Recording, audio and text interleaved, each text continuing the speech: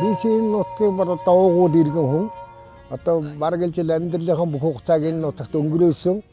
Энэ туулын гол бол ерөөсөө бургасан модон одоо битүү шигүү, морьтой хүн жов чадхааргүй, төрөл бүрийн шувуу, жигүүртэн, араатан одоо янз бүрийн туулай мэдлэ одоо бүх төрлийн амьтан байдаг. Загас жарахаа нээлбэг сайхан хадлан бордогоо ард иргэд нь хураагаад авчдаг ийм сайхан нутаг байсан л да.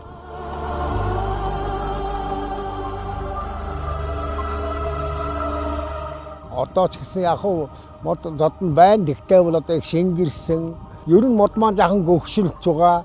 Ер нь хорхой жаахан идэгдэж байгаа. Хэрвээ энийг ингээд энэ сэрэгхэн газарт нь жаахан мод зод тариад мургасыг өргөдүүлэх юм бол энэ туулын усанд бол их л нөлөөтэй байх. Энэ модонд нь ч гэсэн гараа залуужна.